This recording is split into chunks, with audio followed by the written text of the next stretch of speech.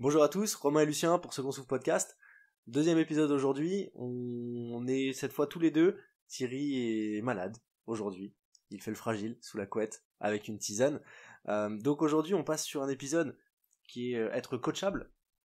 Donc qu'est-ce que c'est être coachable? Au final c'est l'attitude qu'il faut avoir quand on vient en cours. Là on vous avait donné tout ce qui était les piliers pour être bien en bonne santé. Aujourd'hui on s'intéresse plutôt à quand vous venez à la salle, quand vous venez pour faire votre séance, qu'est-ce qu'il faut avoir comme attitude pour en profiter au maximum.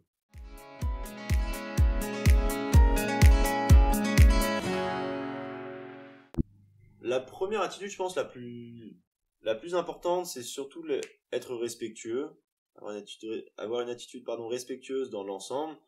Quand je dis ça, c'est-à-dire être à l'heure en cours, tout simplement. Ouais, ça peut paraître bête, mais voilà. T'arrives avec 2-3 minutes de retard, y a 11 personnes qui ont perdu 2-3 minutes. C'est ça, final. Voilà. On voit quelqu'un qui arrive, on se dit bon, on va attendre le temps qu'il change. Mais voilà, ça fait quand même perdre un petit peu de temps et par exemple le soir on a très peu de temps entre les cours, donc c'est quand même voilà, vaut mieux être bien à l'heure, même un petit peu en avance, prendre son temps, s'installer, changer tranquillement. Ça évite les punitions, ça évite les burpees.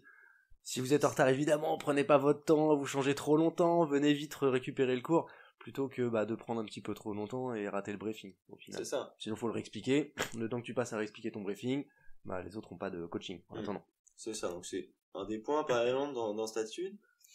Je dirais, faut écouter, tout simplement, être attentif.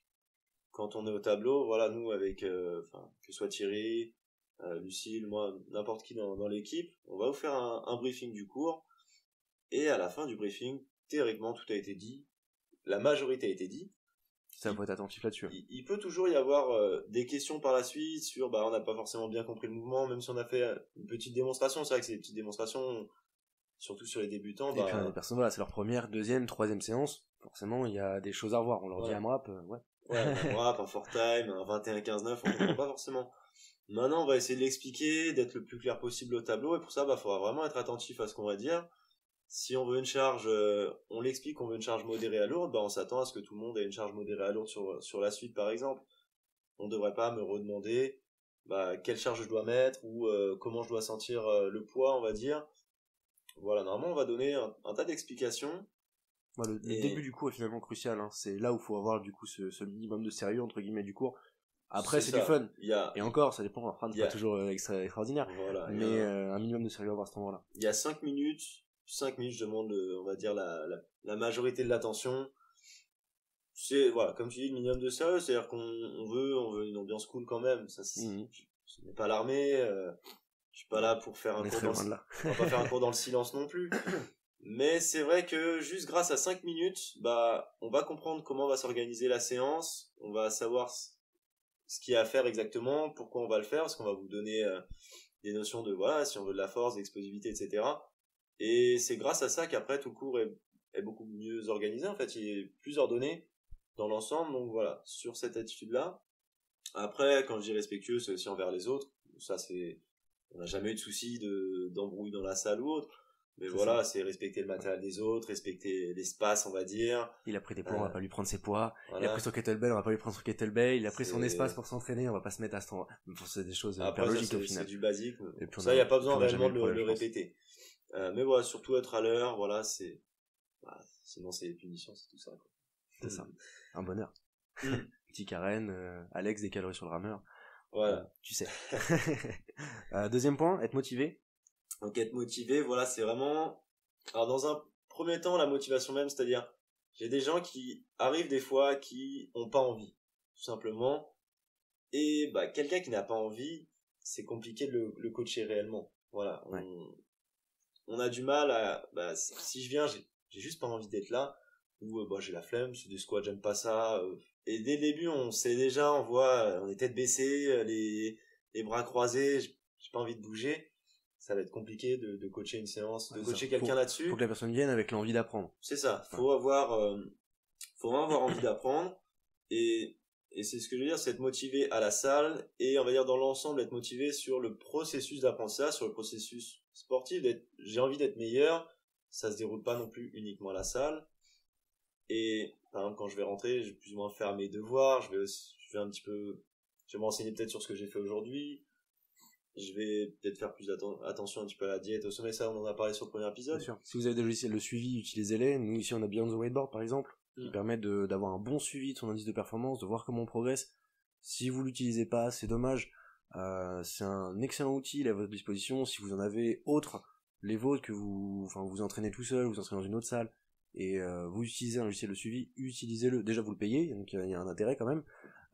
C'est quand même dommage de pas le prendre.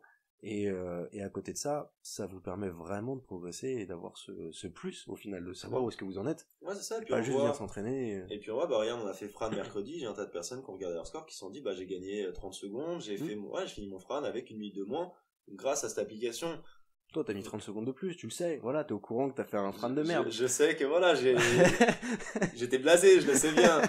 Et à moins de connaître vraiment ces temps, enfin sur des références comme ça, on le sait quand même un peu plus simplement, parce que c'est les plus grosses séances, les plus connues, donc on a tendance à s'en souvenir comme on se souviendra de son maximum en squat, mais on se souvient pas de tout. Donc c'est vrai que c'est intéressant. Combien de fois on est tombé sur des séances comme ça où putain, je l'ai fait il y a 6 mois. Ouais, forcément c'est intéressant d'avoir la pipe dans ces cas-là. Voilà. Et donc dans cette attitude proactive, c'est vraiment, faut le voir un petit peu comme vous voyez, faut voir la séance de CrossFit ou une séance de fitness en général comme une séance en cours ou à l'université. On vient, on est, comme on disait avant, on est à l'heure, on va respecter le professeur, de même que, une fois que le cours est fini, si on veut vraiment être bon dans cette matière-là, ça s'arrête pas là, en fait, ça s'arrête aussi, ça continue un petit peu chez soi. Et il faut, voilà, même au sein de la séance, il faut s'intéresser.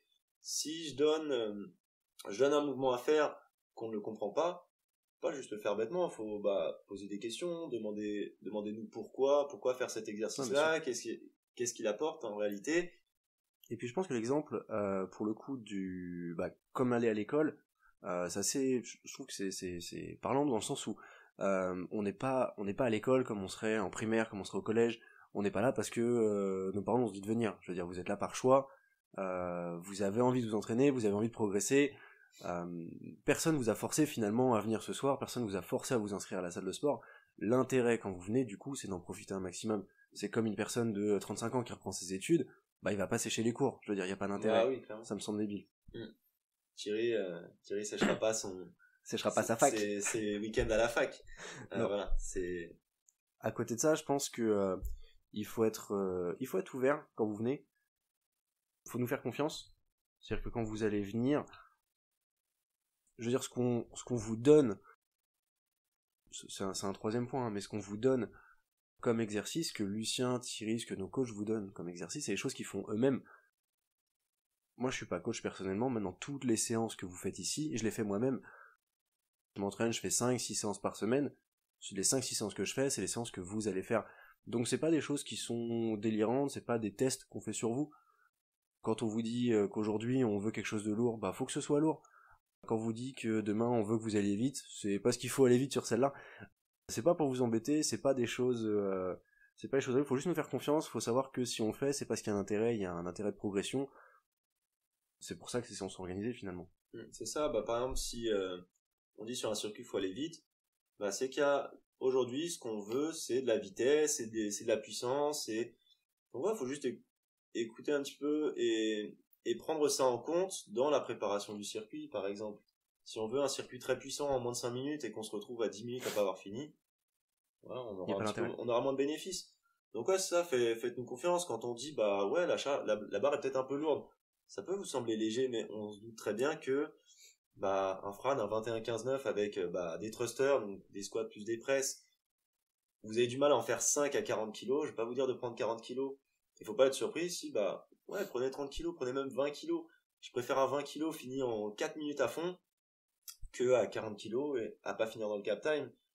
Voilà, faut nous faire confiance, on va vous donner des options qui peuvent sembler simples des fois, comme peuvent sembler très difficiles. Des fois, je veux dire, faites quand même le muscle up aujourd'hui, faites quand même les tractions, alors que vous en passez que 3-4 de suite, vous en ferez peut-être moins par rapport au volume que je voulais sur aujourd'hui. Je dis au hasard, je veux des séries de 10, vous en aurez que 3 à faire. Mais aujourd'hui, c'est ça qu'on veut travailler, par exemple. Ça va vous sembler très difficile, mais en attendant, ça va vous faire travailler le geste comme on le voudrait. Et on a des objectifs de séance et c'est à nous de les adapter au mieux. Donc quand on conseille quelque chose, on a aucun intérêt à conseiller quelque chose qui soit mauvais pour votre progression. Donc, faites-nous confiance tout simplement sur les options qu'on va vous donner et faire confiance sur l'ensemble des séances. On peut se poser des questions sur à quoi sert cette séance-là, posez-la nous directement. Ça, on vous expliquera, c'est pas un problème. On vous expliquera pourquoi c'était programmé comme ça, pourquoi aujourd'hui on vous l'a mis de telle façon, pourquoi aujourd'hui c'est pas du cardio alors que la semaine dernière ça l'était, pourquoi ça fait 3 jours de suite que ça tire sur les bras, parce qu'il y a un objectif par rapport à ça. Cette semaine on a fait que les jambes, ouais, mais pareil, il y a un objectif, il y a quelque chose. Ils ont peut-être pas été travaillés exactement non plus de la même façon, on n'a pas travaillé les jambes en particulier, c'est juste que c'était des mouvements qui les sollicitaient. Peut-être qu'il y avait eu de la course, il y avait eu des squats, il y avait eu des box jumps, enfin ça peut être plein de choses différentes au final. Après à côté de ça, je pense que ça nous permet de voir un petit peu le dernier point. Tu le disais, des fois on va vous dire de mettre 20 kilos au lieu de 40, c'est pas pour vous embêter, et je pense qu'il faut être humble là-dessus, et il faut se dire, de toute façon quand vous rentrez dans une salle de crossfit, l'ego reste dehors, peu importe la salle où vous allez, il y aura toujours quelqu'un de plus fort que vous, je veux dire, c'est automatique. Si on vous dit de mettre 20 kilos, c'est parce qu'à 20 kilos vous allez progresser plus que si on vous en demande 40, par exemple. Faut pas le voir comme... Faut pas se dire, ouais, le coach il me trouve nul ou autre, non. Il me pense plus nul que le sud. Non, c'est juste que, voilà, il y a des fois où il faut savoir réduire les charges, faut savoir, quand on voit, des athlètes il y a toujours des athlètes professionnels qui s'entraînent avec des barres à vide, et qui font des circuits des thrusters à 40 kg alors qu'ils sont capables de les faire à plus de 100 kg. C'est pas un souci. Après, c'est plus en pourcentage, mais des fois, les pourcentages peuvent sembler plus faibles et ce genre de choses. Clairement, non, et puis on le disait, les athlètes professionnels ont des coachs, au final. C'est ça, ils ont un meilleur niveau que leur coach, mais ils sont suffisamment humbles pour comprendre que la personne a plus d'expérience qu'elle sur ce mouvement, plus d'expérience qu'elle sur le sport en général, et elle sait comment le faire progresser. Et puis des fois, les meilleurs coachs ne sont pas les meilleurs athlètes. Loin de là, Greg Glassman, qui a inventé le CrossFit, pas le plus en forme du monde, d'apparence, c'est pas un athlète. Honnêtement, c'est pas un athlète. Maintenant, la sélection sera pas renouvelée l'année prochaine, sachez-le. Voilà, maintenant j'ai un problème de santé, j'ai un problème, voilà, en termes de...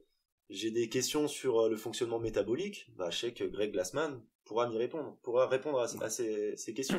Non, il est très très chaud là-dessus, par contre. Donc, des points, mais il est très très chaud là-dessus. C'est ça, et maintenant on regarde Rich Froning, qui a été champion du monde, je sais même plus combien de fois, Matt Fraser, Catherine Davis aussi, ils ont tous des coachs malgré tout qui les aident, que ce soit sur la technique, que ce soit sur la programmation. Tia Claire Toumey, comme on disait, elle a, son coach qui est son mari, il est bien plus faible qu'elle. Il n'a jamais été champion du monde et il le sera certainement jamais, c'est peut-être pas son objectif. Malgré tout, il sait quand même la conseiller. Et aujourd'hui, elle est championne du monde. Voilà. Et on parlait d'être humble, c'est voilà, on va écouter. Et on a toujours quelque chose à apprendre. Même le meilleur mondial aura quelque chose à apprendre. D'autant plus qu'on est en CrossFit. Les CrossFitters, même les meilleurs haltérophiles en termes de CrossFit, ne sont pas les meilleurs haltérophiles du monde. On n'est pas spécialiste de nos disciplines. C'est-à-dire qu'on n'est pas spécialiste de gymnastique, on n'est pas spécialiste d'haltéro, de course à pied, donc on a toujours des choses à apprendre de ces spécialistes-là. On a, par exemple, on donne des cours le mardi soir à haltéro, c'est un haltérophile extérieur qui vient. Il n'a pas la même vision forcément de l'haltérophilie que nous on l'a dans le CrossFit. Et déjà, il supporte pas d'appeler les termes en anglais. Faut qu'ils soient en français. Voilà. Il va parler d'arracher force, voilà. On va vraiment changer un petit peu le vocabulaire et tout, mais c'est surtout que ils n'ont pas la même vision, de même qu'un coureur qui nous voit courir et revenir, soulever des poids, faire des tractions et repartir courir. Il aura... Encore de façon ridicule pour lui. Et puis il va y avoir un tas de techniques à développer. Et peut-être que sur un circuit avec de la course à pied, du soulevé de terre, des tractions, il sera nul, mais malgré tout, il peut vous apprendre des choses en course à pied. Donc ça reste intéressant faut faire confiance. Des fois on va revenir sur les bases et je pense que faut pas se braquer, faut pas demain on vous dit on fait des knee raises ou de faire des toast to bar, c'est pas un mouvement scalé, je veux dire, c'est parce que c'est la base du mouvement, on veut travailler peut-être le keeping, on veut peut-être travailler quelque chose de différent. On veut peut-être moins vous fatiguer sur le mouvement même, mais vous faire travailler la technique, et dans ces cas-là, faut pas se braquer, faut le faire. On fait toujours des sit-ups, même à haut niveau, les meilleurs au monde font toujours des air squats. Rich Froning, elle parlait sur des interviews, il va faire des EMOM de air squat, il va faire 15 air squats par minute. Mais le but, c'est de travailler sa technique. Faut faut aussi avoir les bases et faut pas se braquer en se disant bah ouais je suis capable de faire ça et pourtant je fais des mouvements plus simples. Par exemple, se braquer, il y a par exemple tout ce qui est no rep. Pareil, faut une no rep ça arrive, je veux dire ça arrive à tout le monde. On rate un arraché, on rate. Faut pas se braquer parce que le coach passe derrière et dit celle-là elle est no rep ou celle-ci est son no rep. Faut pas s'énerver, je veux dire. C'est ça. D'ailleurs, s'énerver c'est en règle générale. Il faut pas s'énerver quand on est en train de s'entraîner. Ça sert à rien, je veux dire. Même personnellement. Tu cries, tu t'énerves. Ouais, non, c'est pas possible, ça passe pas. Ouais, bah ça passera pas mieux parce que t'as crié. Donc quoi qu'il arrive, il va falloir garder la tête froide. Et puis bah on a l'exemple des DU. Les DU, plus tu t'énerves, moins ça passe. C'est ça. Donc faut mieux se focaliser sur son entraînement, garder son objectif en tête, que d'aller s'énerver sur son truc. Ouais, ça va pas. Ça va pas te faire avancer en fait. Donc ouais, vaut mieux c'est de rester. Faut garder cet esprit de je veux progresser aujourd'hui. Voilà, je suis là pour apprendre. Il y a des choses, bah ouais, je vais avoir le ridicule avec ma barre à vide alors que l'autre à côté il a 100 kilos. Mais j'apprends, je progresse. Là je suis en train de progresser, de faire un truc. Moi très régulièrement je fais des scores pourris, vous le verrez à la salle. Je suis allongé en boule dans mon coin. Et je suis limite en train de pleurer. Et on l'a vu il y a pas longtemps, c'était sur le 18.1 je crois. Je fais un score dégueulasse. Bon bah rien de grave, je veux dire. J'ai pas été super bon sur cette séance, mais ça me montre que bah mon niveau sur ce type de séance est pas excellent. Je me suis donné à fond. Bah la prochaine fois je ferai mieux. C'est pas grave. Je veux dire, il y a pas de honte.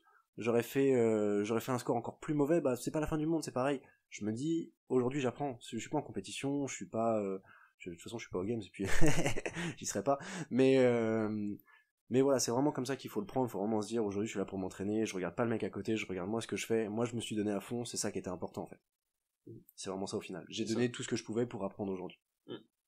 Voilà. Je fais un petit récap en gros. Ouais, pour récapituler un petit peu tout. Du coup, voilà, 4 points vraiment hyper importants pour progresser, pour profiter de vos séances à fond. Va venir avec une attitude respectueuse. Ouais, surtout, j'allais dire, pour être coachable et profiter un maximum de la séance et des coachs. C'est ça, ouais. Pour progresser au mieux à chaque fois que vous venez. Faudra venir avec une attitude respectueuse. On vous l'a un petit peu expliqué, voilà, faut vraiment respecter l'ensemble de la chose. Que ce soit les coachs, le matériel, les gens autour. Je dirais d'ailleurs en priorité les gens, ensuite le matériel, parce qu'on les maltraite un peu les bars. Cela mis à part, être motivé, quand vous venez, vous êtes là pour apprendre un truc. Encore une fois, vous n'êtes pas obligé d'être là. Si vous avez envie de rester chez vous, on respecte, je veux dire, si on n'oblige personne. Donc, faut venir motiver avec l'envie d'apprendre. Une fois que vous êtes là, soyez ouverts, faites-nous confiance. On est là pour vous coacher, on est là pour vous donner la ligne directrice de votre progression, vous faire évoluer. Faites-nous confiance, on n'est pas là pour vous casser, on n'est pas là pour vous faire mal. Il y a que Thierry qui est là pour crier, Greg aussi le samedi. Mais voilà, mis à part ça, il n'y a pas de problème. Et dernier point, bah être humble. Vous laissez l'ego à l'entrée de la salle, je veux dire, vous le récupérez en sortant. Vous étiez pas content sur la route en arrivant, peu importe. Aujourd'hui, on est là pour progresser et c'est comme ça qu'il faut aborder votre séance au final. Ça te semble bien, Lucien ? Ouais, c'est ça. Et ben voilà, c'était le 2e épisode. N'hésitez pas, pareil, nous laisser des commentaires, nous dire ce que vous en pensiez. Et puis on se voit bientôt sur des séances où vous serez parfaitement coachable.